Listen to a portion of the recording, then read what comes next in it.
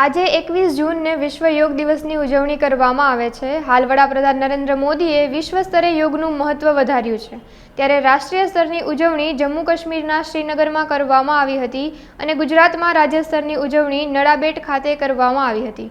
ત્યારે રાજકોટ કોર્પોરેશન દ્વારા પણ યોગ દિવસની ઉજવણી કરાઈ હતી।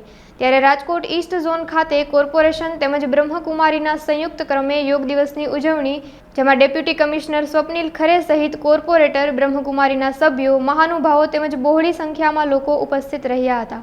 ઓમ શાંતિ। આજે આંતરરાષ્ટ્રીય યોગ દિવસ, આ વર્ષનો થીમ છે yoga for self and society. આપણને સૌને ખ્યાલમાં છે, ભારતની સંસ્કૃતિમાં યોગનું ખૂબ મહત્ત્વ છે।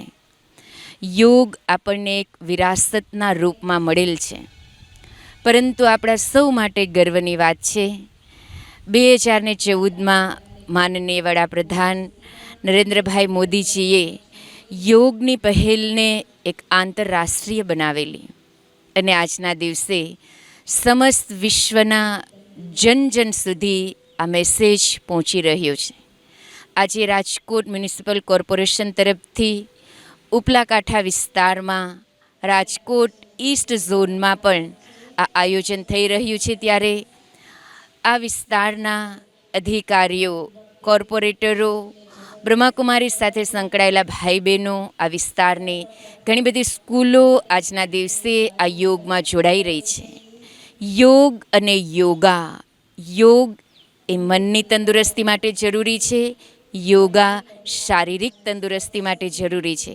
આવો આપણે સૌ એક દિવસ નહીં પરંતુ જીવનને યોગમય બનાવીએ, એ સૂત્રને આપણે સાકાર કરીએ। કરો યોગ, ભાગે રોગ। તો આજના દિવસે આપ સૌને આંતરરાષ્ટ્રીય યોગ દિવસની દરેક વ્યક્તિને ખૂબ ખૂબ શુભભાવના, શુભકામના। તંદુરસ્ત રહીએ, સ્વસ્થ રહીએ, મસ્ત રહીએ, સ્વચ્છ રહીએ અને બાપુ ગાંધીજીના સ્વપ્ન ભારત ફરીથી રામરાજ્ય બને, આપણે સૌ મળીને સાકાર કરીએ। ધન્યવાદ। ભારત માતા કી જય। ઓમ શાંતિ।